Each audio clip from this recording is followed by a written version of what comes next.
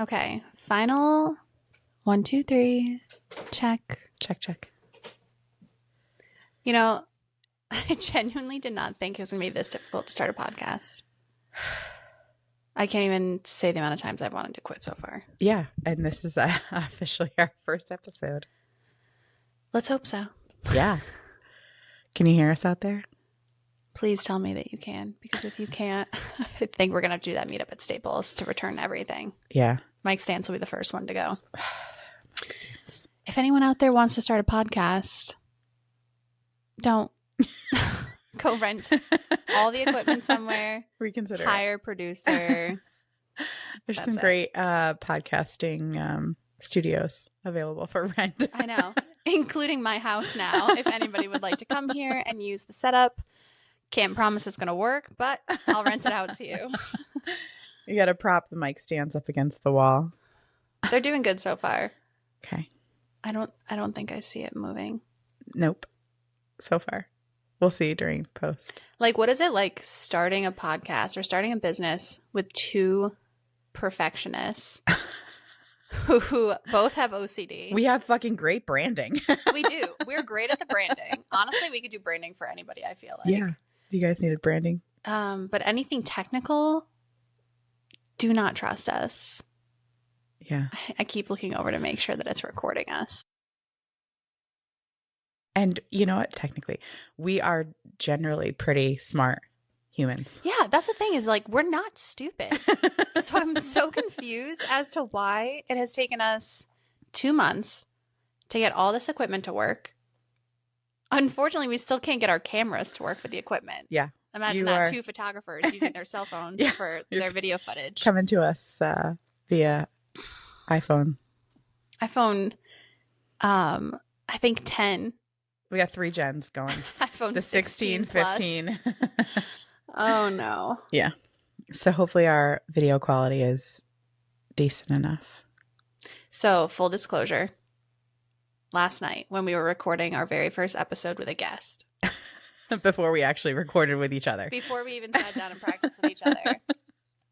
So I'm going through and I'm editing the footage last night. And I start having like creepy and crazy flashbacks. Of when we were like child actors. Should we get No. a little take 3? Just put like a little picture of like little baby Hannah and Heather acting on the screen real quick. No, but like I feel like this has actually triggered something inside of me. Like you come over to the house and you can tell I'm on edge when things aren't working. I've been a bitch. And I know that. But it's so overwhelming starting something new and starting something that does kind of trigger something inside of you a little bit. Yeah. Like the people pleaser in me comes out. I'm like, it has to be perfect. The lights and the cameras went on yesterday and you and I were both like, ding! Like, let's act instead of being totally normal. My autism came out. Oh, God. Yeah. The autism really is shining bright with us right now. But we're self-diagnosed. But we definitely have spectrum traits. I've talked with plenty of doctors. All the doctors that have come in for boudoir sessions. No, I don't know why. I feel like I have to keep reminding myself that I don't need to put on a show. Yeah. And I don't have to put on like a persona or pretend to be someone that I'm not. I do have to put on a not scrambled face. Yeah. Every once in a while, when you guys are watching this footage, just wait for Heather's like lobotomy face to kick in. Like, she's like zones out with her mouth open a little bit and like eyes go blank. There's nobody there. We're in reboot mood. I reboot a lot. Honestly, same. I tell my clients when I'm shooting with people, sometimes I'll just stop and stare. And it's really just me like looking for light or like looking at an angle, but I literally just look like my batteries just died. Just a full reboot, looking off in the distance. It happens to the best of us, honestly. I mean, sometimes you're just in a full-blown conversation with me too, and I just stop and I like look off into the distance. That's the difference between us. We were talking about this the other day. Is like when you reboot making eye contact with somebody, like eyes locked. when I reboot, I am like looking up into the air. Like I get lost into a thought or like visualizing something, but you just reboot right into someone's eyes and they're like looking around the room. Oh, God. Yeah. Hopefully the audio is okay with me just like laughing my ass off the whole time. I know. We have to practice our laughs like, ha ha ha ha ha. Just laugh away from the microphone. I like your earrings. Thank you. I like your earrings. Oh, thanks. Are those ones Taylor just gave you? Uh-huh. Oh, these are from Taylor too. Ooh. Taylor Soul Designs. She's our stylist, my roomie, and she's always giving me all the goodies. Of course, I don't have my neck on right now. But custom jewelry designs. Yeah, she's my girl. My little hand chain thingy. I love that you keep making eye contact and I am holding yours. Lobotomized right to my eyes. No, but I did write down some questions because I was actually afraid that we were going to sit down in front of the camera again and fully blink. Yeah. Like trauma kicks in, the lights, camera, action happens, and you're like going into people pleasing mode, and then it just like shuts down your nervous system. Yeah. And we're either stupid and we don't talk about anything useful, or which is typical, I feel like. Two very smart people can have some pretty dumb conversations. Super dumb. But I feel like those are great. Mm-hmm. Sometimes it's great to just hopefully sit back, you guys are here for it. laugh. Yeah. But I'm going to ask you a question. Ooh. We're going to kind of interview each other in this one. I feel like whether people have just gotten to know us or they've been following us for a long time, I feel like there's a lot of things that people don't know about us. And I feel like it'd be really nice to invite them in. I think people are going to find out from this podcast that I don't really know much about myself. But that's okay, though. Like, what a journey it is to find yourself. Hold on, I gotta fix my mic. Okay, so starting this podcast, like I've said, has brought up like little triggers. Okay. And I feel like that was a big reason to why it's taken us so long, because that perfectionism has kicked in and like nothing is working the way that we want it to. But like ultimately deep down, right, I want to talk about why we've decided to officially launch the podcast. What it was that made us finally bite the bullet and just say like, we're going to do it. We know we can't be perfectionists. We know that we're learning something totally different. And I don't know about you, but I have not started anything from square one in a really, really long time. I start a lot of things from square one, but I never finish them. Facts. I can agree with that. So I want to talk about what finally made us say yes to this. And I feel like I had a lot of reason to want to do this, because as I'm photographing people and as people are coming into the studio, it has been so crazy to get to know all these women. And it's been so incredible to sit down and talk with all these people and just see how different, but how similar we all are, right? And I feel like I've fallen in love with this career, being a boudoir photographer, because I've been able to actually get to know the people that I'm photographing. Whereas like with weddings, you know, sometimes like the day is just way too chaotic. You can't really sit down and get to know people one-on-one the same way. And I am so in love with the psychology of people and really getting to know them on a level that like maybe other people don't even know. Like sometimes when people come into the boudoir chair, they are like, I've never even told my hairdresser this, and my hairdresser knows everything about me. Yeah, something about people getting naked. They like share their deepest, darkest, like innermost, intimate moments. Yeah. And it has truly helped me connect so much more, not only with the client in the chair, but also with myself. Like the more I find out about someone else, the more I find out about myself. And maybe that's where our differences are, is because I've been doing it for so much longer, boudoir side, and being so intimate with people that it's helped me find myself through that. Yeah, I'm still working on that. Yeah, so it's I don't know, there's something cool about that, about one, someone trusting you so much that they are letting you into their most intimate thoughts and intimate moments, and sometimes trauma, sometimes relationship things. And it's like, how incredible is it to create a safe space that someone can open up to you when they've never been able to do that before? Yeah. I'm definitely still working on finding myself in that sort of situation. I for sure feed off that energy and, collecting that like revitalization from other people. I think you're really good because you've been in it for so much longer at like giving that revitalization to other people, where I feel like for me, it's like almost like I'm building from their experiences. I always try to think about like my why every day. Why do I fall in love with this so much? Like, what part of me does this help heal also? Because I feel like I've been on such a self-love journey for such a long time that, how do I say this? Healing other people, inviting other people to open up with me, and inviting other people to talk out their traumas and talk out everything. Sometimes it like validates my own experiences through life, because you don't realize what you're going through can be trauma until someone else brings it up and they're like, that's not normal. You know what I mean? So I feel like the part of me is healing myself through this work. And now that I feel like I've gotten to a point where I would say a pretty healed person, like I'm pretty happy through life and everything like that, I feel like I'm able to give so much more because my cup is full.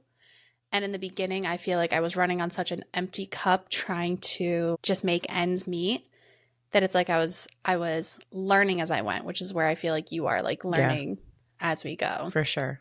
My cup runneth empty.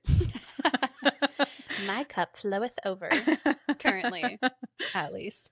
But what do you feel like is like a big thing for you on why you wanted to be a part of this podcast?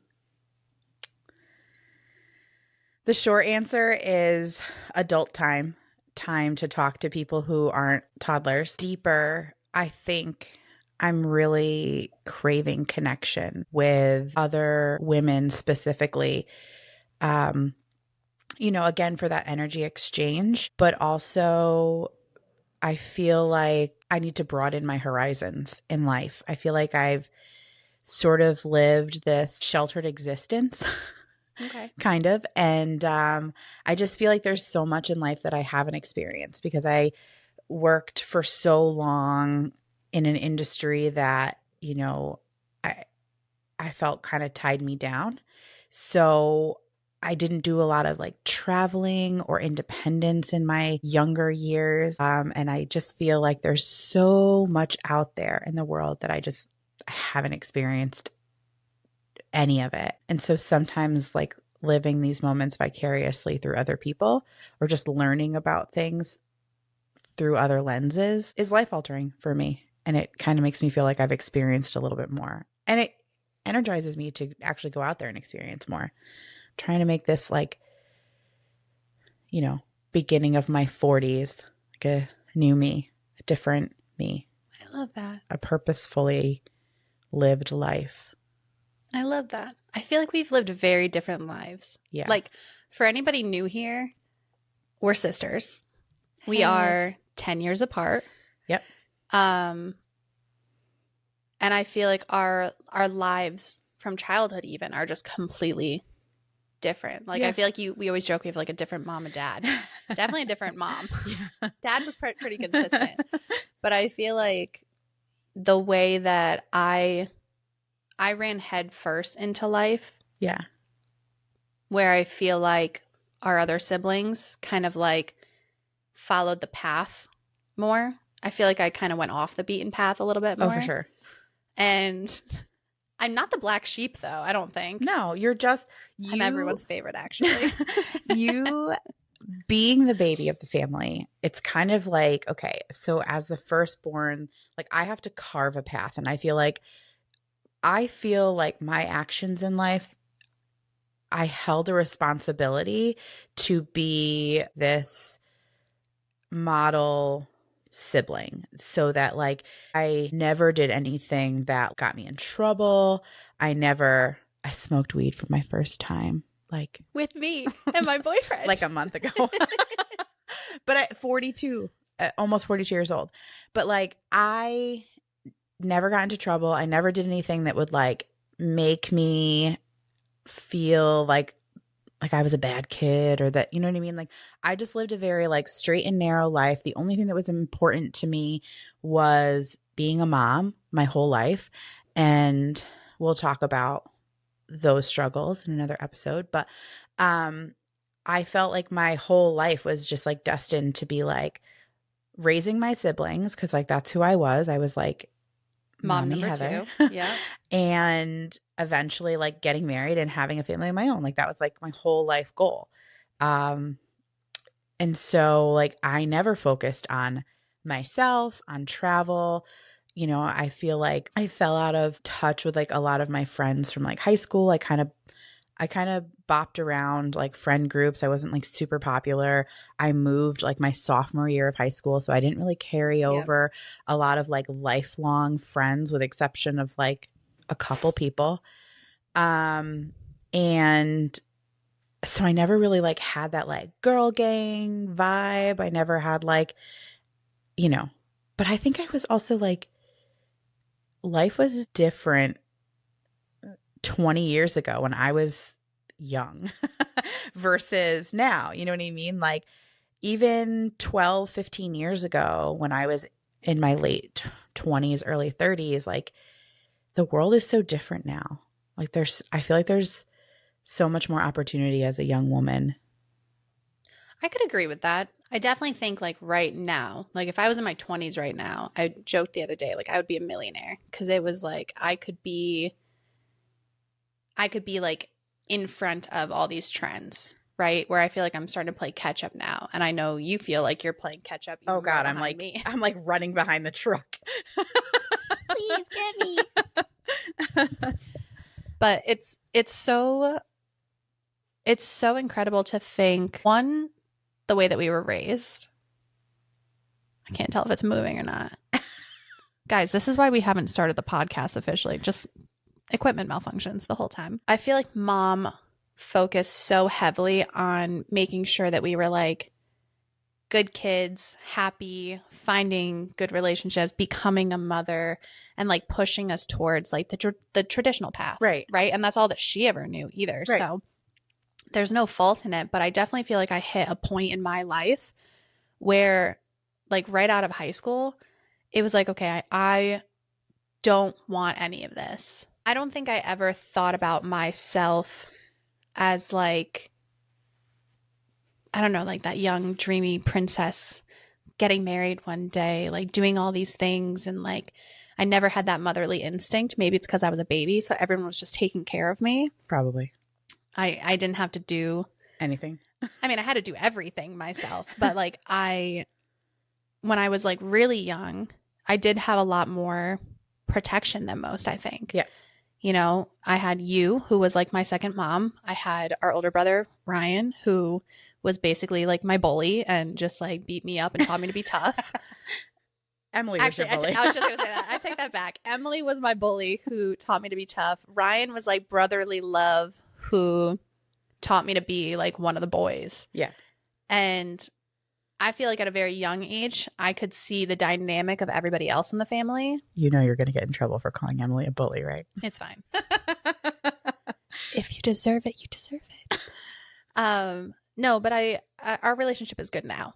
But it's just crazy to think that I asked myself at such an early age, like, who am I? What do I want to be? Where do I want to go? And at a very young age, like I started thinking about traveling and stuff like that in middle school and high school. You know, my first girls trip was to Jamaica when I was 17 or 18. Yeah. Like I couldn't even drink yet there. Actually, I could drink there. My first girls trip was like in February when we went to Nashville. Yeah. Like life's differently lived. Like very different. So differently lived. And very different experiences and very different outcomes and very different, like you're married with a child and now you're starting to find yourself. And I found myself first, and now it's like where my path leads down to next, who knows? We know we know where it's going. But hopefully a millionaire summer. Yeah. But it's just crazy to think about, like, the reasons we wanted to start this podcast are so different. Like, you wanted to start it, like you said, for finding community, finding support, finding yourself, talking to people to bring out a part of you that you haven't experienced yet. I want to start it because I've met all these people. I'm comfortable with myself. I know exactly who I am and the path I want to take. And now I want to help people along that way and communicate it, and now communicate it out to all these other people. You want our audience to be like me. Yeah. You want to share everything and everyone you know with people and just like me. And that's the big thing. Like, the other day we were talking about all the guests that are scheduled to come on the podcast, right? So exciting. And you're like, I have no clue who any of these people are. Yeah, and I'm like, have to do some research sometimes. But I'm like, okay, I have been talking with these people. I've been marketing with these people. I've been in communities with these people for so long. And it's like, that's exactly the reason I want to do this podcast, is because I have been trying to get you to work for my studio for how many years? Forever. And we finally got you last year. It's been almost 2 years now that you've been with Hannah Rachel Photography, Hannah & Co. You are company. I am Co. But it's because it's like, okay, I've seen how much this has changed my life, and I'm ready to help other people change their lives. And for you to be my co-host on this, it is so exciting because I feel like I get to witness firsthand, like, a full perspective change. Yeah. A full development of, like, who you are and who you can become. And I'm so excited to see how influential these people have been for me and how much they'll change your life and our audience's life. Our audience's life. That's the other thing too. I was watching Call Her Daddy, and you know how she calls everybody, like, Daddy Gang? Like, Daddy Gang is her followers. Okay. Our whole theme is the next chapter is hers. Yeah. Right? And which is actually kind of funny because, like, I'm definitely a little dyslexic. For me to reference, like, a book in something is kind of wild. And it was fun because I was watching this and she's like, okay, Daddy Gang, here's what's happening today. And I'm like, you know what? We need a Daddy Gang. Well, but we can't, they obviously can't be called Daddy Gang, but, like, the next chapter is hers. Like, we are all main characters. That is how I live my life. Yes. So our Daddy Gang is actually our main characters. Main character energy. Brody, I'm going to need you to stop licking yourself. So yeah, I would like to welcome all of the main characters watching today. Yes. Yes. We're going to have, like, t-shirts. Main character. We know that we're good. Yeah, main character energy. Yeah, we're going to have some boss branded t-shirts. Literally, we are so good at branding. Like, it is another level, honestly. Yeah. So if you're listening, welcome to the chat, main characters. We are so excited to have you here. So excited. So excited. You're going to hear that word all the time, I feel like, because I already use the word excited, and now life is getting more exciting. So I'm like, how much more exciting could this be? And that kind of leads me to another one of the topics I wanted to talk about. Why did this podcast matter more than our fear? And I feel like that's a really powerful question, no? Yeah. Fear is what stops everybody from chasing any dream. I don't know if either of our decisions to enter this podcast have any fear in them until we started hooking up equipment and we, like, physically couldn't make it work. Speak for yourself. I was fucking terrified. I don't know. I'd follow you anywhere. That's really sweet, first off. But until you have been, I don't know, I guess there's something so scary about, one, being in the spotlight. Yeah. We have no clue what's going to happen with this podcast.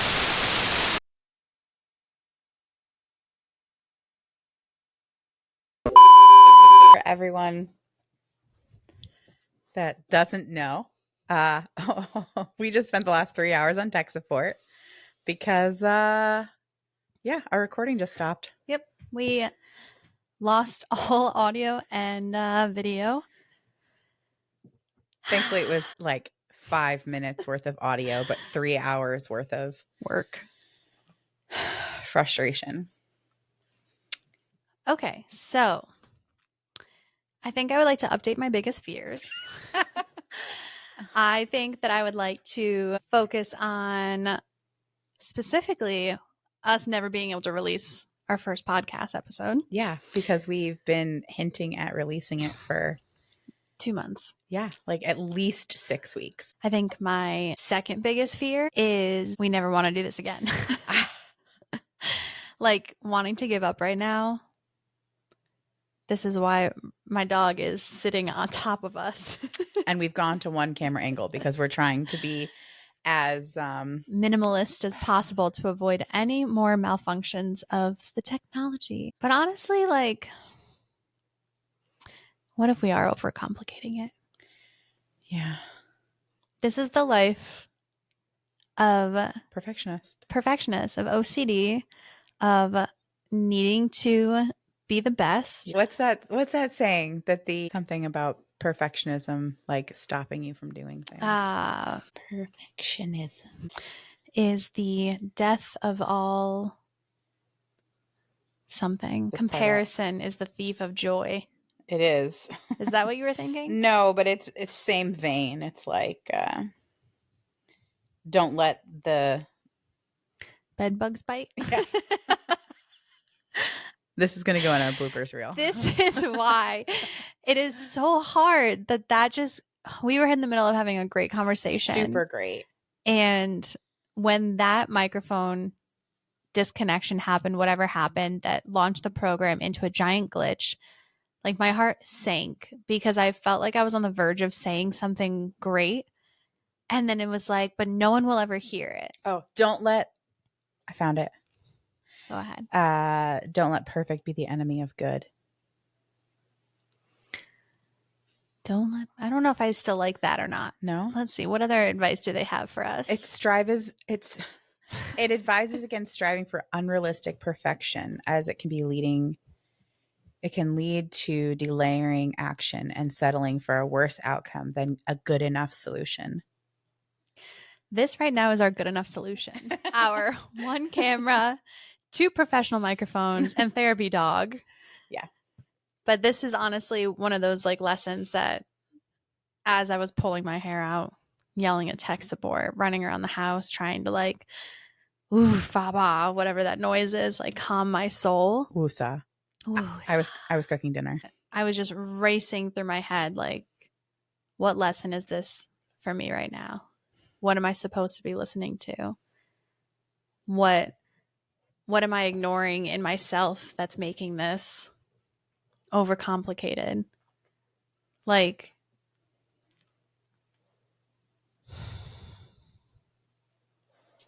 I'm literally at a loss for words. Yeah. Because I'm so frustrated. But you know what? We are 6 minutes in. It hasn't shut down on us yet. So. 8 minutes was where it shut us down last time. But it's actually doing stuff on the screen now, so. My ending closing statement of this very first episode is 1, no matter how hard your dreams get to chase, don't stop. Yeah. Because mama didn't raise no bitch. And I ain't no quitter. And there's no way that I'm giving up on this because I know how impactful it can be. Yeah. And I am getting emotional because I know we have a voice that needs to be heard.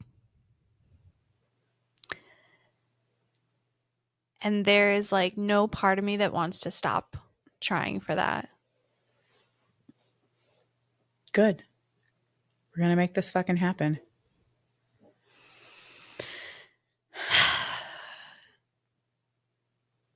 Is that the end? I don't know. I can't think of anything else. And now I just want to cry. Today was a rough day. It's been a rough couple of weeks. It has been a rough couple months trying to get this going. Yeah. This kind of circles back to where we started this podcast episode, that we are smart people. And I feel like I feel like it should not be this hard. It shouldn't be this hard. And that literally just goes to show, like, life sucks sometimes and you just got to keep going. Yeah. Persevere. Push through.